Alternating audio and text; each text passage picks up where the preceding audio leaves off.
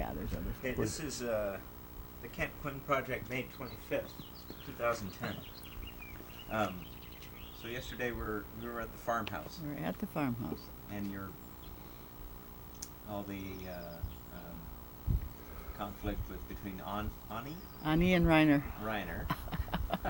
That goes on to this day. It goes on to this Yeah. day. Your partners, they do not talk. They don't speak, and No, they live Ani is no about longer a 100 feet partner. from We each bought other. her out. Oh, you did? Okay. But they still live in the same village of 12 houses, and they don't speak. After all those years. After all those years. Unbelievable. Oh, it's so ridiculous. We've tried a few times to have parties with them together. No, they won't come. They don't do it. Right. It doesn't happen. Huh. So, what if I tell the story about the fountain? Okay, go right ahead. Les Arnaud is a village that has, in the past, had 3 fountains instead of 1, historically, because people in the village didn't get along. Does that have a familiar ring? And there's a beautiful old stone fountain down in the forest, quite a distance from where the village is now. And it's a 5-sided stone, very beautiful, big fountain. And it's sitting in the forest unused. So our village where our Marie is, they got together and they said, Les Arnaud has got this beautiful fountain. And it's just sitting in the forest, they're not using it. So let's ask them if we can take it down to the main village because it's so beautiful and it'll be lovely. Everybody, all the other hamlets can share it. So they came up, the mayor came up to Les Arnaud and talked to everybody about, wouldn't it be wonderful to take that poor old neglected fountain and put it down in Saint-Jean-de-Vaux where everybody could appreciate it. So everybody in Les Arnaud said, well, we have to talk about this. So they all got together and they said, why should we give them our beautiful fountain? Let's bring it up and put it in the middle of our own village where it's supposed to be. So they told Les Arnaud no, or they told Saint-Jean-de-Vaux they couldn't have the fountain. And then everybody got together and they said, well, where should we put the fountain? And they talked about all these different locations. Nobody could agree on where they wanted it to be. And they finally agreed to put it right where our house is, which we're right in the center of the village, and we didn't have any complaints about it. And everybody else didn't want it on their place or didn't want so-and-so to have it. So they agreed that that's where they would put it. So the next step was, well, it's big and it's very heavy and it's going to be expensive and difficult to move. So who's going to pay for that moving? So they all kind of thought about it. Nobody wanted to put up any money. A year's gone by now, a year and a half. And this man who makes champagne, who is not really a person who lives in the village, but he was involved. I'm sorry, I gotta stop you 1 second. Mm-hmm. Whoops. Have I?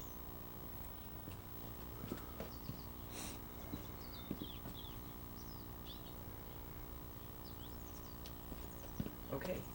So the villagers were debating about the money. No one wanted to cough it up, and this one man, who was not a local, but was dating a woman whose father had given her his farmhouse, and they only appeared in the summertime. This man who made champagne somewhere up in Burgundy stepped up and said boldly, I'll happily pay for the moving of the fountain. It would be a great pleasure for me. So everybody went home, and they mulled this offer over. And they all began to think, what's in it for this guy? What is it he's going to get out of this? We barely know him. He's only here in the summer. He's not really one of us. So they turned him down. They refused to take his money. And the fountain sits moldering away down in the forest. It hasn't been moved. Nobody's using it. Just sitting there. Just sitting. Oh, and it's attached to nothing? well, I mean, it's as far as it's plumbing or whatever. no, it's not. It's the plumbing is not working. It's not flowing at all. Right. Just sitting there. So that's the way life is in a little village. Suspicious. We do have a fountain. We do have a And fountain. then we have a source with a fence around it so people won't go and put their animals there. And so it runs most all the time. And where's the source? The source is maybe 300 or 400 feet above us, up in the mountains. Well, it's really like maybe a half mile from where we are. Okay, a half mile. Yeah. Up from above all the gardens, and What, a spring or it's a spring. It's a okay. spring. Really? Most every French town has a fountain with fresh drinking water going Really? through it. Yeah. Yeah. Okay. It's completely safe. Oh, it's It's completely tested safe. all the time. Yeah. Yeah, we drink it. No But there kidding. are times in the summer when the fountain runs really slowly, really low. Then a rain comes and it picks up and again it's fine. Right. Yeah. because it rains in the water. summer there. So let's talk about some of your construction projects there. How about the window? Oh, okay, okay. You go ahead. No, it's your turn. After you. It was a birthday present for you, and a German guy by the name of Tom agreed to put it in, and so we spent last summer doing it, and we went and bought one, big window, and but then he had troubles because we had to knock out a big, maybe 2 foot thick wall, and we Well, were we had to build another block wall first to well, sustain we- the whole we- wall. yeah, It's on we the built- second floor.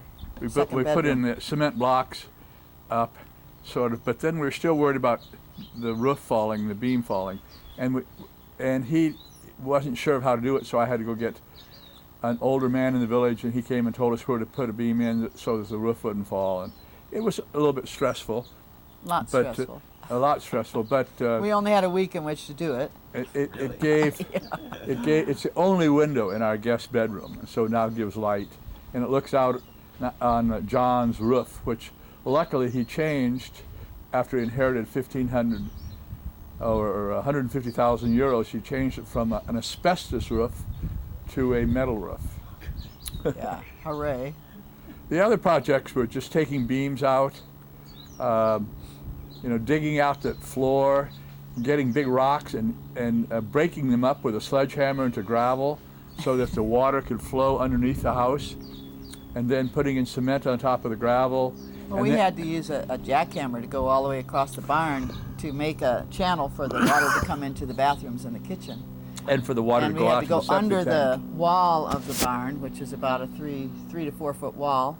And then outside, we had to take out a whole stone staircase and put it back later after we had all the piping in for the septic. And then I dug a Huge big job. hole for the septic, but Yeah. at least it's not like our cabin, where the guy who had it before us dug a great big hole and put in a Volkswagen bus Right, to that be was his septic tank.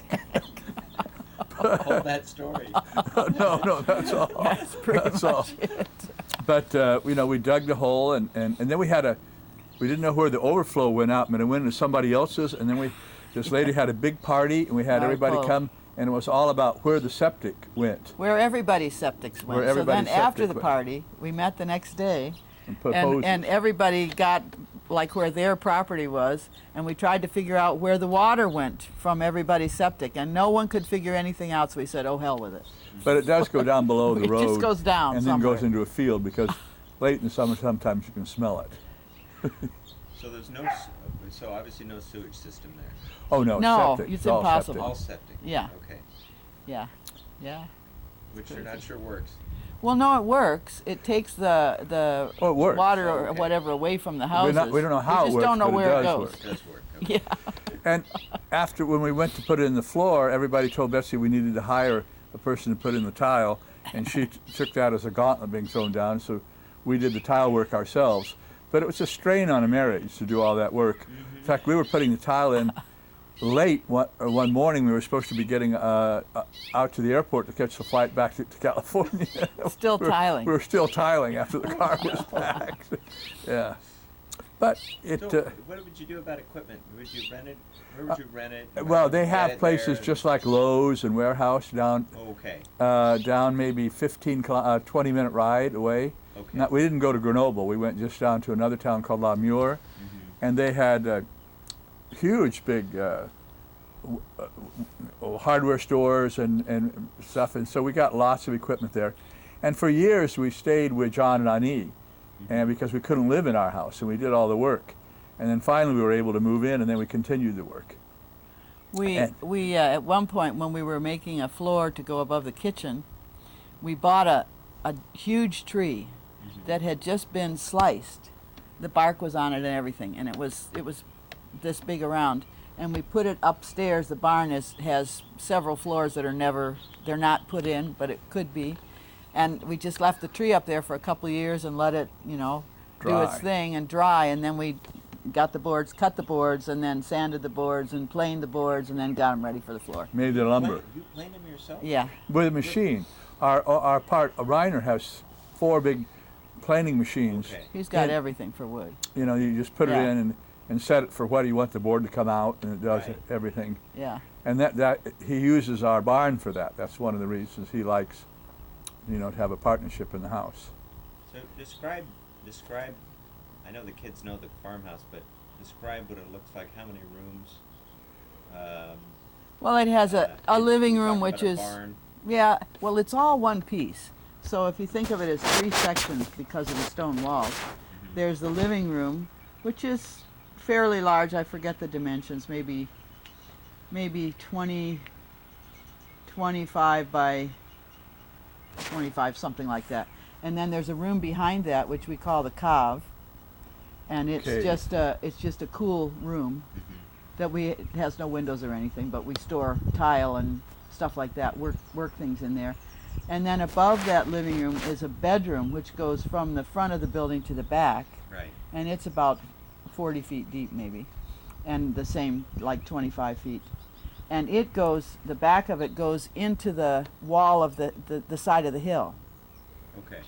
And then in the next section, there's a kitchen, which is probably 30 feet wide maybe, and it goes behind it is the 2 bathroom, the one bathroom that has the tub and the sink, and also our washing machine, and then the other bathroom, which is just the toilet, which is separate. And above that is this big guest room, which goes again all the way back, and it's a very big room, the one that we just put the window in, the big window, and it has a staircase up from the kitchen, and then a wooden stairway up to a landing that goes out up the hill to the back. To another road. To another road. Where they used to put the hay in. Yeah, and that room doesn't have a ceiling, Right. but our bedroom has a ceiling, sort of. Most of it is ceiling. Right. And then above all of these rooms is space that goes up for another 2 stories. It's just space. And you can see the old beams. It's pretty hilarious. And They're kind of beautiful. There's a great big beam right over where you sleep. there's a great it looks big- like it could fall down. Great big crooked beam that And- I wanted to save it because I just think it's Oh, so we did. wonderful. And we saved it. and Up kept until it in World there. War II, the roof was thatched, but now it's just corrugated rusted tin. Then there's the barn. And then there's a huge barn, which is probably 30 feet by 50 or 60 feet and 3 to 4 stories high, which is all open. There are no Okay. floors in there. And you keep. Reiner keeps a lot of wood in there. We keep old doors, and Claudine keeps her tractor. Claudine keeps her tractor, which was her dowry, Now, Claudine Is is Reiner's wife. Reiner's wife. Okay. and Reiner's woodworking machines are in there, and We used to keep a what car else? in there. We used to deux keep a car chevaux, in but- there. And a Ford, but there was too much of a pain getting the insurance and keeping him up mechanically and keeping Yeah. him during the winter. It was more expensive, but a lot easier to rent at the airport. So that's what you do when you go there. Yeah, Yeah. because otherwise you have to get to the farmhouse some way, and somebody Right. has to come and pick you up, and you have to take a taxi a long way or whatever. And then it takes 2 to 3 days with the French bureaucracy to get Right. it all relicensed again, and you know, get your and reinsured, insurance and and Yeah. wasn't worth it. So what? Do you have a contact at the airport that you normally deal with, or is it just one? You mean who general, the as car? far as for the car. Yeah. For Well, if we're rental. staying a long time, which we've done many times, if you're staying over a month, you go through Renault USA, and you get a brand new Renault, and it costs less than Avis or Budget or whatever, depending on you keep it for a long time. And it's as if you own the car theoretically, and anybody can drive it. You don't have to worry about putting another driver on You because actually you're on own the it for the title. time. And then Renault and Peugeot, and so then they get to sell it used, and they save money on taxes. So that's why they work this deal. And then what about insurance? Do you have to buy insurance? The policy? insurance is all included. That's part of it. Yeah. So Yeah. It's just like renting a car. Yeah, it's like renting a car. Yeah, except if you Except have a it's- flat tire, you buy a new tire. Okay. Because But we it's did br- once. Because it's brand new. Right. It's brand new also. It's a lot more convenient. That's a great. Yeah, and That's a there's great setup. yeah. One time we were driving a new Renault down from Paris, and a bird went into our exhaust pipe. Remember that? and it made the air strangest. intake. The air intake made the strangest sound, and the sound changed depending on the speed we were traveling. And we thought, oh, is this a novelty? Didn't think much about it. Well, the bird stayed in there, and of course it was dead by then. And then the smell got worse and worse. It got really horrible. Finally, it decomposed enough that it went on out of the pipe. It was terrible. Yeah. How many years have you gone there? Oh, gee. Well, Since 1983. yeah, 83 we saw it, and we bought it in 85 or 86. And then we used to go every other year when we were teaching, but then we've been going every year. Sometimes Since about twice. 1990. Yeah. Sometimes we've gone twice in the same year. And what times? So you would go. Oh, fall, early summer, and then again in the fall. Well, then you went once in the winter. I went in the winter, but I couldn't stay in our house because it's not insulated. It's I too stayed cold. with two women who live next door to us, who go to Corsica every summer, and they get to lend us their house, and so we put all our house guests in theirs, and it's beautifully done and insulated. And they lend us their garden. And It's wonderfully finished. And typically, one of Betsy's friends, Glenda, we would always show them our guest bedroom first, and then take them over and show them the other house and ask which they want. And I love what Glenda said. She said, when she saw the other one, she said, "Well, this is a real house. Of course, I'll stay here compared to our house." Our house, And- we don't pay taxes on it because it's not considered habitable. In the winter Because time. you can't live in it in the winter, and the Right. water would freeze and everything would freeze, Yeah. so it's only a summer house. They came over to Ventura and stayed with us and borrowed our car. One summer they gave us their car too. We didn't have to rent a car. Yeah. We used their car all summer. But many of our friends have stayed in their house instead of ours when they were visiting. So what's your best memory there? Well, I like, actually one time, and this was years ago, it was probably about 1989 or 1990, we did have a big party outside. It was a beautiful summer night, and somehow everybody came. Maybe it was just before Ani and Reiner had their rift, which continues. So we had a great big, we just had a whole bunch of tables out in front of our house on the lawn there, and had a big party. It was 1994. It was Was it the 94? 50th anniversary of D-Day. It was, that's right. Anyway, everyone actually came to that, which is the only party that everybody came to. And at that party, I was asking some of the people who had lived there all their lives if there were any ghosts in Les Arnaud. And they said, well, yes, there is this one woman who seems to travel around from house to house at night. And they just told a few stories about that. So later that night, I was up in the bedroom, and I got up to go downstairs, and it's several staircases to go to the bathroom.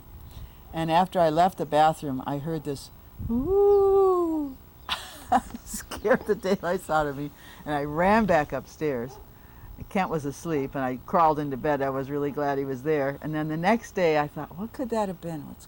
Could that have been that lady of Les Arnaud? And I went down and flushed the toilet, and then I heard this, ooh, with something in the pipes of the toilet. Oh! I'm going to stop 1 second. Yeah. My favorite experiences there are, without a doubt, eating at John and Ani's house, and how many times we sat around her table in the kitchen with, and they fed many of our friends, and then oftentimes John would sing all the American folk songs, and that he knows way better than we do, and then we'd be joined by others. He gets a guitar and a harmonica. The He plays guitar and both. He's harmonica really good. afterwards, And his other friends come up with their mandolin and and so the bass music nights wonderful. and the meals at John and Ani's, what drew us back, going to the farmhouse all the time, were the friends there. Even though the view was beautiful and the place was spectacular, we wouldn't have gone back as many times if it hadn't been for the friends we made. Mark, who's a retired economics professor, PhD, who lives, because we have a row house, he lives on our left. And then the older family, the last really farm family, or they would say they're the paysan, the peasant family, that they're on our right in our sort of row house, 3 houses. And Annie and Francoise, the 2 women, and Sylvie and Sylvie, who makes violins, and then Reiner, and then there's Renee Gall. Renee Gall, who's a retired teacher. There's 3 PhDs. John has a PhD in physics, and Reiner in physics, and Mark in economics. And Well, research. and Ani is a doctor. And Ani, medical doctor. is a medical doctor, So who's there's also 4, really. helped Yeah. me several times while we were there. Yeah. So, but they're always off to Corsica during July, and they've always wanted us to come and stay with them in Corsica. And John and Ani have a house down by Carcassonne, an area that Betsy really loves in southern France. Love it. So And beautiful. one time we were with our friend Barry from New York, and we had stayed up in Chamonix at Claude and Monique's house. And then we went, I guess we stayed in our house, and then Claude and Monique gave us the keys to their house, so we went and stayed in their house in southern France for a while. Then we went to John and Ani's house in southern France, and Barry thought we were breaking into all these houses that people had given us the keys to and let us use, but we were using other people's houses all the way across France, and staying in them. Yeah. Very nice. Yeah, and and Claude and Monique, who live down, have a house up in Salanches, and then a house down in southern France. And for 3 different summers, in 2005 and 7 and 9, Betsy and Beverly Decker organized art groups from Ventura College that went and stayed for 10 days and painted, and that was really wonderful fun. I love it. The one thing we love about the farmhouse is simply going down to Claude and Monique's house. There's a Romanesque church that was built around 1000, and the owner went on the first crusade. There's a sign up there, and well, all the villagers, not the owner. You couldn't tell that you weren't in the Middle Ages except as the road is paved. There's a chateau and that old Romanesque church, so and These there's big also mountains. De La Fille, the little village of De La Fille, which means God made it, where they make poetry. Pottery. Pottery, not poetry, yeah. And then Betsy talked about the fact that the book club came in 2000, that was 10 years ago, and it rained for 5 days and 5 nights. And They Mr. never saw the view. They never saw the mountains, never saw the view. Mr. Shore said, after 4 days, Kent, does it rain here all the time? You take Ventura weather for granted, and when you live in the Alps and the mountains, it can be bad for a long, long time. We played poker. We went to various markets, and then we decided we would have a big disco. So we cleared out our kitchen. We invited everybody in the village, and John made us this wonderful tape, which I have around here somewhere, of all this danceable music. And everybody in the village did come to this party, but they would watch to see if their arch enemies happened to be at the party and wait until they would leave. And then we had a dinner, and the disco was a lot of fun. Everybody was dancing except Reiner and Claudine, and Reiner wouldn't dance. And finally, Claudine just got upset that he wouldn't dance, and she went in and she danced by herself this absolutely wild, erotic dance. It was just, and her kids were astonished, their jaws dropped, and one was saying, no, no, no, Mama, no, no, you mustn't do that. It was so funny. Anyway, it was quite a night. It was a lot of fun, wasn't it? Uh-huh. Well, when I was in high school and college, I always wondered what I wanted to do. I had no clue what kind of work I wanted to do. And I went to college, I went to graduate school for a whole year, and I still was somewhat clueless about what I wanted to do. But I was getting drafted into the Army, but they kept putting it off when they were going to draft me. And finally I enlisted for Europe, which was really crazy, because I went in for 3 years with a bunch of 17-year-olds, and I was 23, and I'd already worked for a congressman for a year, and it was really hard going to basic training. And while I was in the Army in Germany, both Betsy and I got a job teaching at the Army Education Center at night for the University of Maryland. We only made $3 an hour, but we were teaching people who had not finished high school or junior high, and they were wonderful students. They all outranked me, so I always wore civilian clothes. They were sergeants, but I'll never forget. I gave them. I taught English and and science and math and everything, And I gave them once a writing assignment to write why they were going and taking these classes at night. Most of them were doing it so they could rise up in their rank. But one guy wrote, I have 2 children in junior high, and they asked me for help in their homework, and I couldn't help them, and I decided I had to go back to school, so that wouldn't happen again. And they were so motivated. There were no discipline problems, and there were we were getting them ready to take the GED test, and there were a couple of other teachers, so we could really compare how well we were doing, because how many of our students passed the GED was how well we were doing. And so there was a way of measuring it. And they were extremely motivated. And then I finally decided I wanted to be a high school teacher. And I took a class in educational psychology while I was still in the Army, correspondence class. And then I applied to both Stanford and Berkeley, and I got in both to the graduate school of education at Stanford and Berkeley. And so I went to Berkeley to get my teaching credential.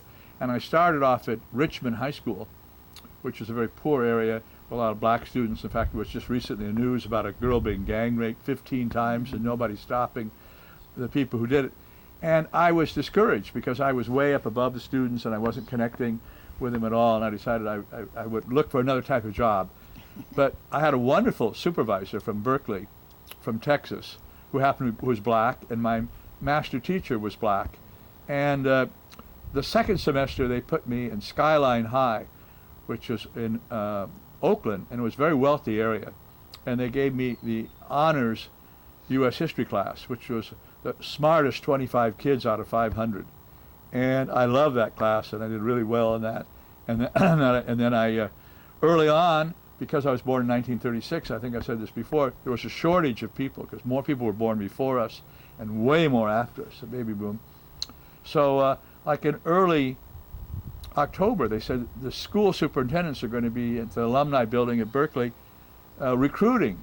And Betsy's parents had gone for a vacation in Pierpont and in Ventura when they were living in San Fernando Valley. And so I knew it was on the water, and there was a little card table that said Ventura, and the guy recruited me for high school. I got offers of 5 jobs in social studies, and now it's so hard to get a teaching job compared to then. And but we liked Marin, and I just missed a job. I came in second for a job at San Rafael High, and we always thought we would come here for a year or two and then go back. But we got, the weather is corrupting. And Sorry. told a lot of sailing stories. I told them all about meeting all the people from going with Emmanuel and Elaine to all the different places we went. Oh, did you do that? Yeah. Did you talk about Steve and getting his leave canceled? Yeah, I talked about Steve getting his leave canceled.